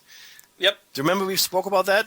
I remember we interviewed Stan Deus, who said he worked in this country with all the scientists from around the world. And all of a sudden, in the 60s, radio silence. No more anti-gravity. That is what we weren't working on anything. That's right. What? I know. What? Bring your own gravity. Don't use mine. So this is the thing, guys, right? So this is so we're very fortunate, and thank you very much, mysterious friend, to have shared this with us. And in fact, I remember the first time he told me it was over a coffee, when I told him about my specific interests. And again, it was just a fortuitous coincidence. In the same fashion, I guess I met Dave as a fortuitous coincidence. Like minds will draw to each other, I guess. Yeah. Do you know, I've spoken to a couple of people who will not tell me the details, but said that they know of underground bases. They know they're military people. They can't tell me. And I said, do you want to tell me offhand and let me know that I can tell someone? Mm-hmm. And they said no. And I think that says a lot about the secrecy level and the fear level from the Men in Black. Oh, absolutely. We know there's threats. What's coming up, Mick? What do we got next? Oh, sorry.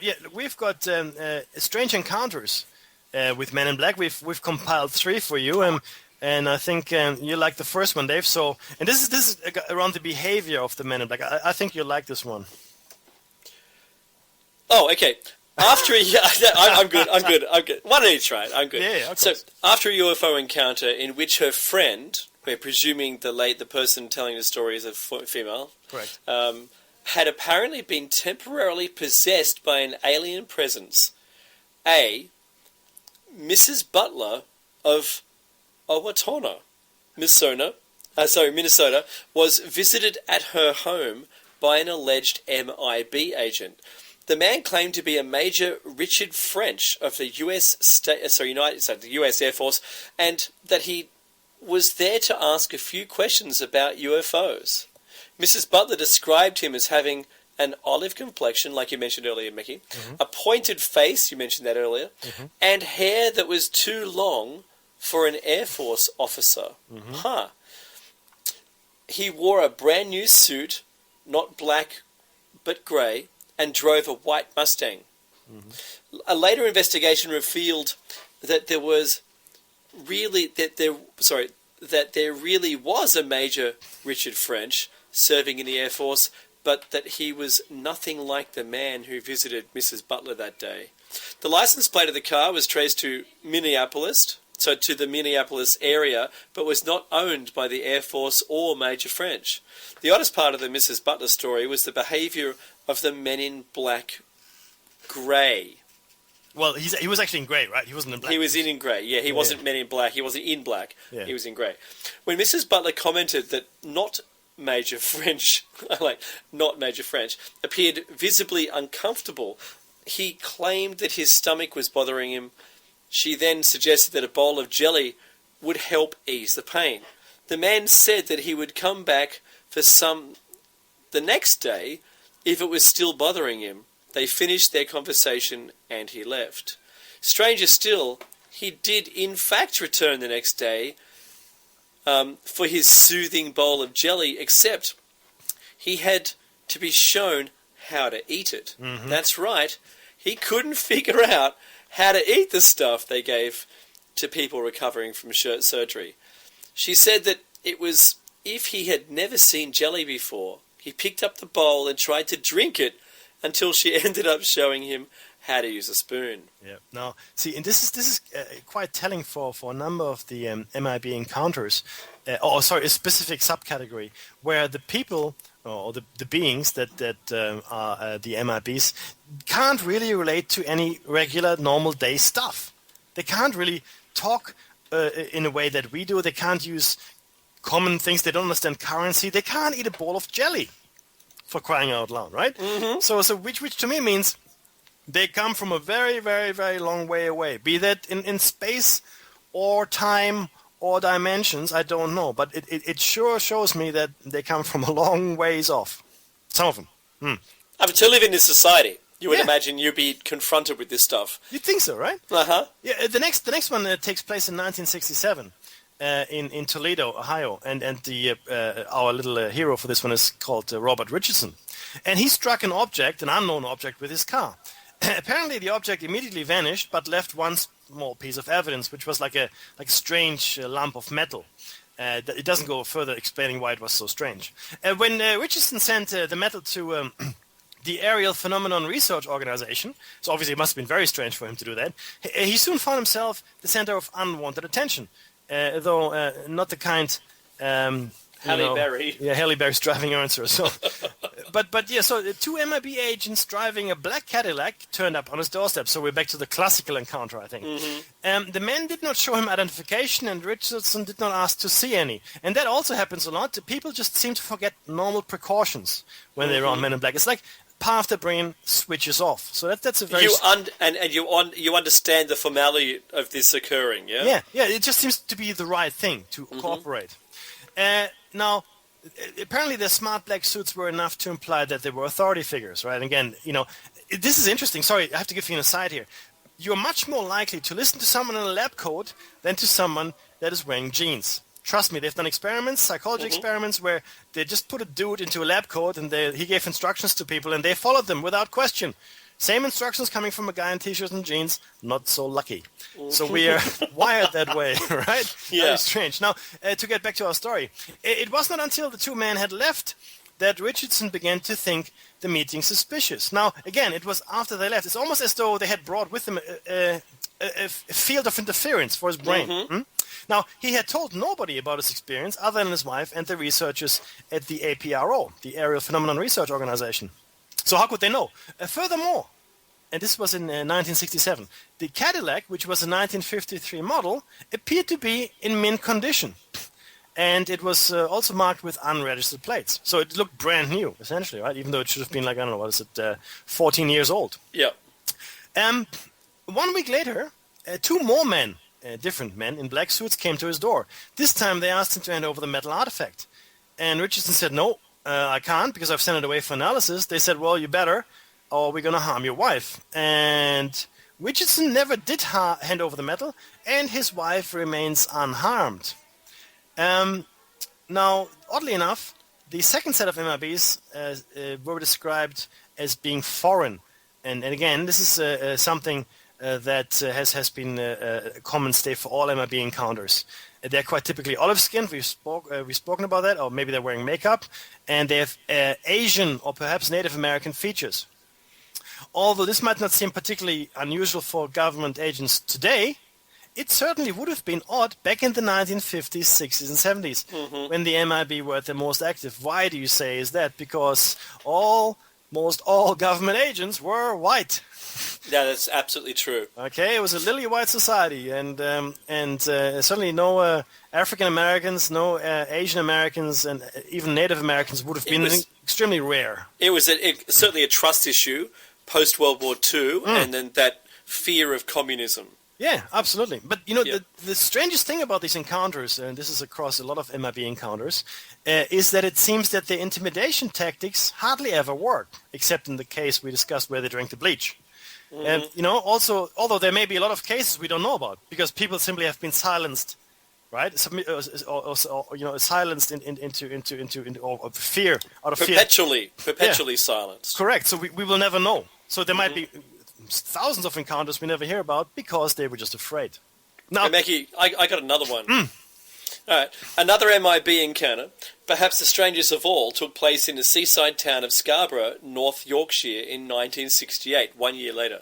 Adele, not her real name, who was 16 at the time, answered the door to what appeared to be a very strange insurance salesman. He was tall, wore a black suit and tie, and had a florid complexion. After staring at the 16-year-old and smiling for an unnerving length of time, he jerked into action and asked Adele, "Do you have insurance?" He said, "Now?" Adele later remarked that his voice seemed to be computerized. She suggested that the insurance salesman came back later when her parents were home. At that moment, the man suddenly began to sweat profusely. He removed his hat to reveal a bald and extremely pale head. Adele could now see that the man was wearing makeup to darken his face. "Can I see a glass of water?" the MIB asked, inviting the man in because this was before stranger danger. So they let him in. Adele fetched him a glass of water, and he did just that. He looked at the glass of water and set it aside. That's so That weird. is so unusual. Next, he turned his attention to a clock on the mantelpiece. Adele told the MIB that the clock was her father's retirement present, at which he seemed baffled. Is it your father's time? He asked. Is it here and now? Then the MIB seemed to freak out like a malfunctioning robot. He began repeating, "Your father, his time?" over and over, and became stiff and immobile. I like that. That's like saying zero to the Greeks. Yeah. Right? Turning to the door, he had to use his hands to move one of his legs. He told Adele to watch the lights before leaving in a hurry, disappearing down the street impossibly quickly. What did he mean when he said, "watch the lights"? Adele would soon find out. Shortly after the MIB left, Adele's living room filled with small bright lights which danced around before exiting through the window. Can you say orbs? Probably. Right. Now this is probably the weirdest encounter story I've ever heard. Can I see a glass of water? Sure. There. And he looked. There at it is. Wow. Thank you for showing me a glass of water. It is the strangeness of the interactions with these MIBs which set them aside, and again, which is why Dave and I think there might be a variety of different agents or groupings involved here in this phenomenon. From the garden variety government agents, which you would expect, to maybe other interest groups, who knows, maybe some really far out things like visitors potentially from beyond the stars, from other dimensions, time travelers, maybe, who knows? And this is it would account for the vehicles and the mint condition of everything. It's been described. It has been described as though they turned up and unzipped plastic wrappers to take out their clothing just for your visit. That's right. Everything is brand new, like shoes. When you wear leather shoes, eventually you will get creases across the top. Similarly with leather wallets, none of that happened here. And then you've got the strange thing when you talk about the Mothman prophecies, where you have Men in Black involved as well. This is you might have seen the movie or read the book, where this very strange entity, quite menacing, appears, but seems to warn people of impending danger, right? And you still have Men in Black appearing and discouraging people from getting involved or revealing too much information. So it's an interesting movie. It's loosely based on what actually happened. So if you've got the time, I would suggest that you do look at the book of that particular incident. But it's a very strange world we live in when you've got these odd people come about, and you see, the thing is, it doesn't really serve a purpose. If this was all put on, I understand what people would, the Men in Black stuff with the suits. I get that. I don't get the odd behavior. I don't get why you would have to put that on if this were a hoax. What purpose does it serve, right? Exactly. I don't. I mean, if someone has got an explanation, I'm open for it. Tell me, right? I just don't get it. Right? I understand why people want to intimidate other people. I understand why you send agents to cover up information. I get all that, right? And that was quite common practice anyway during the wars. People would do that. So that part of the mystery is not such a mystery. This, looking at a glass of water, not knowing how to eat jelly, right? Things is when she said that was my father's retirement gift. Yeah. Is it his time? Yeah. Right. Even the incapable of understanding simple grammar. Yeah. Because it's an object with time with your father, it doesn't make sense to them, yeah? So you're saying he keeps his time in that? In that. Hey, what? Is it now? Yeah, that's right. Right?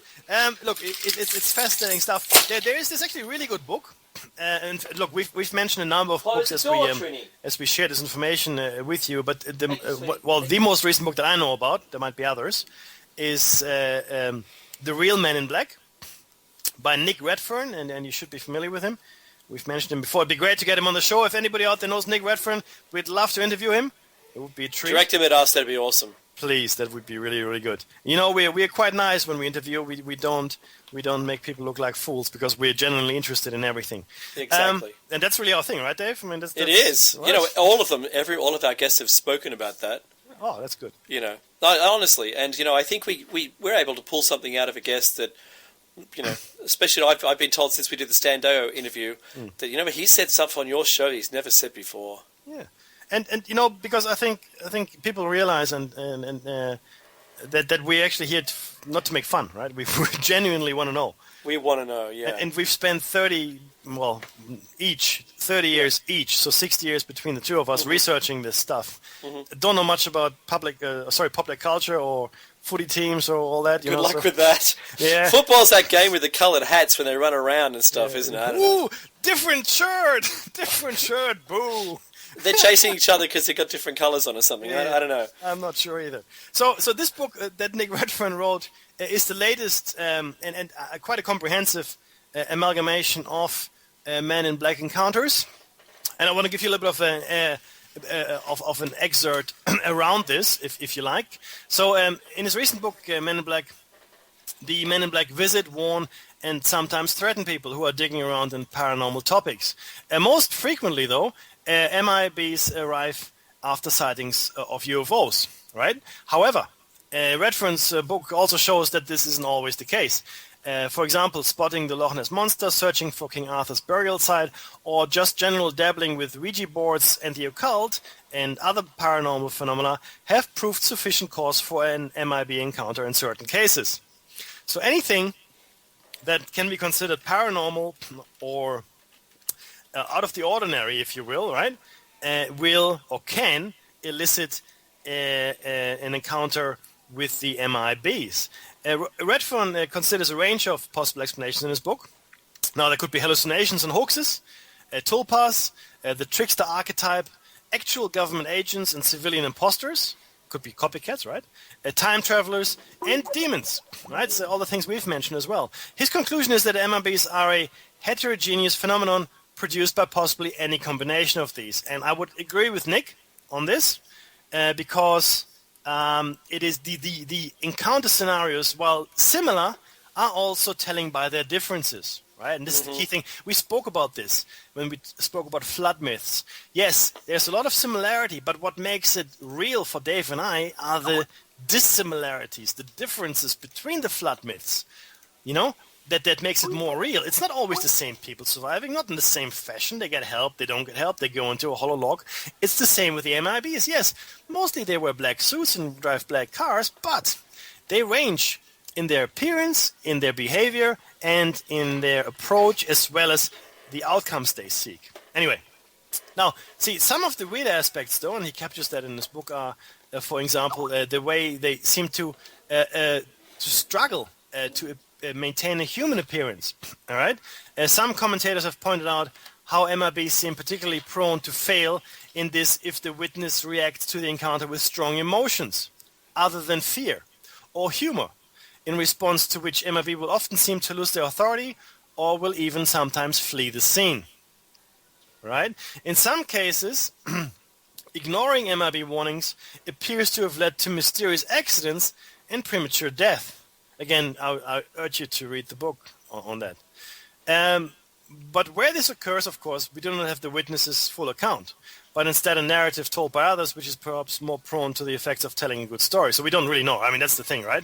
And the idea that MIB are agents from the government intent on silencing UFO witnesses is widely accepted because, Redfern in his book shows that in some cases this is demonstrably true.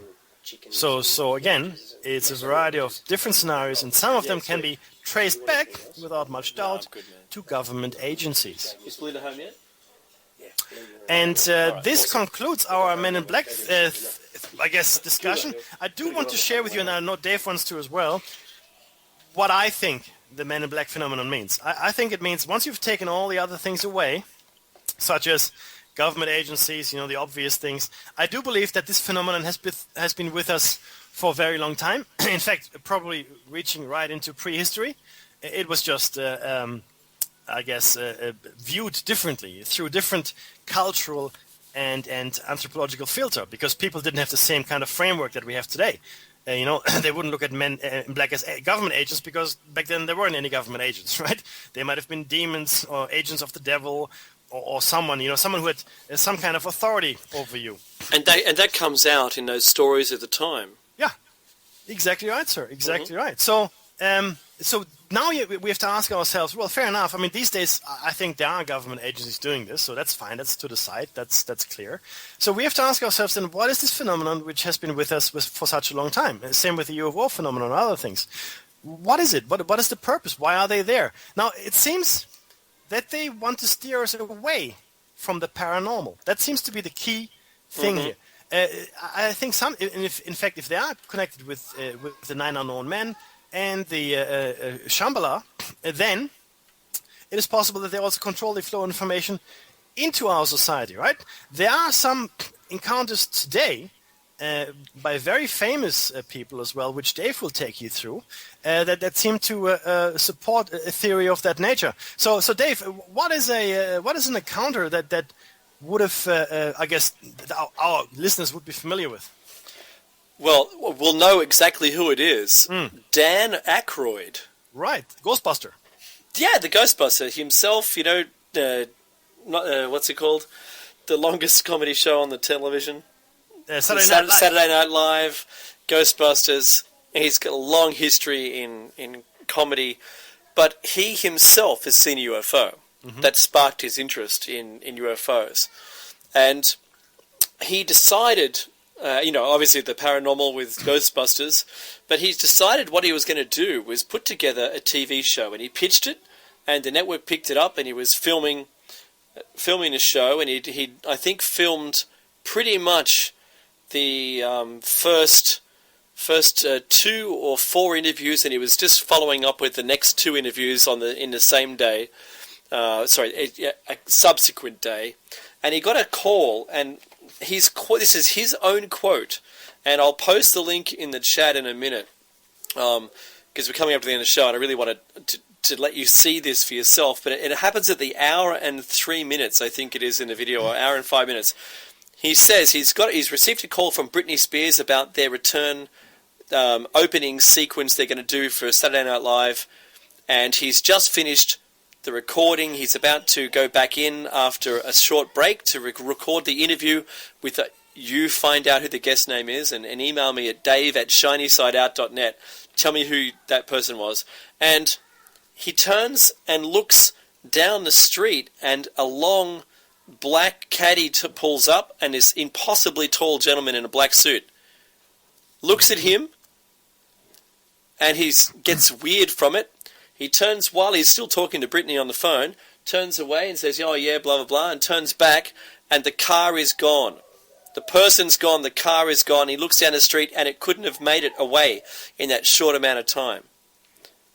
And when he walks back into the studio, the funding's pulled, the show's been cancelled, and it's all off. Right. Extraordinary. He was shut down by the MIB. They didn't want the person he was going to, this is presumed, they didn't want that to go to air. Whatever it was they'd been talking about, they knew, and it wasn't allowed to go to air.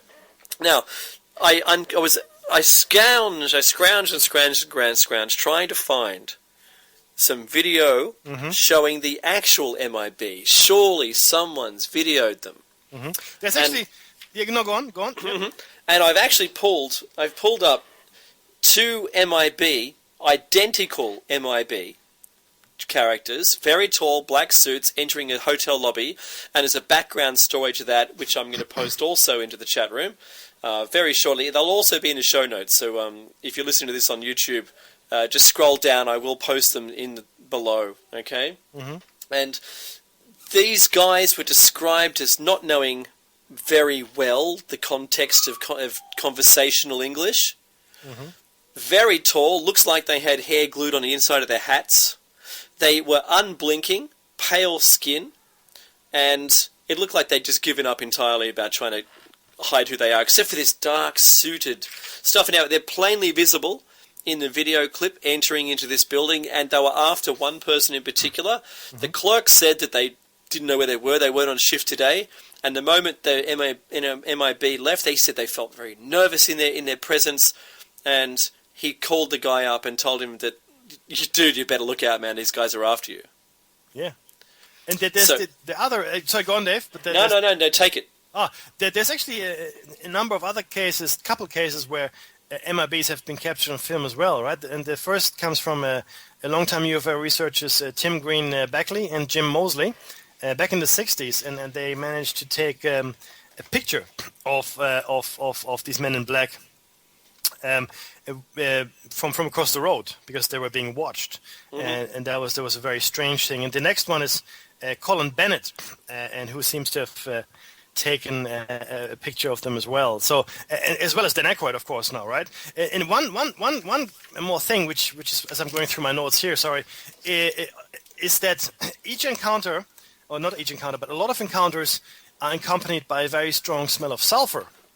I know this is weird, but apparently a lot of MIB experiences have spoken about a very strong sulfur smell, which is, of course, once again associated with the devil in medieval tradition. So it's really very, very odd. Now, if any of you guys have a picture of an MIB or come across pictures of MIBs, please send them through. All right? I'd love to see them. Our contact details are on our website, shinysideout.net.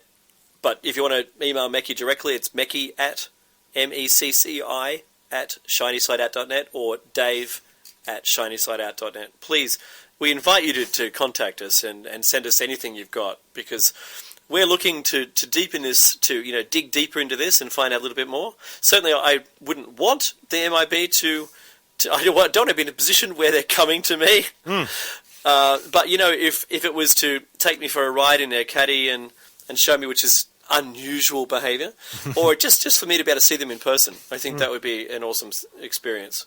Yeah, well, again, be careful what you wish for. I know, because everything will happen, right? Yeah. I know, Mecci, and like I said, I don't want to be in a position where they're actually visiting. Yeah. But apparently, it's enough to have a rectal fortitude.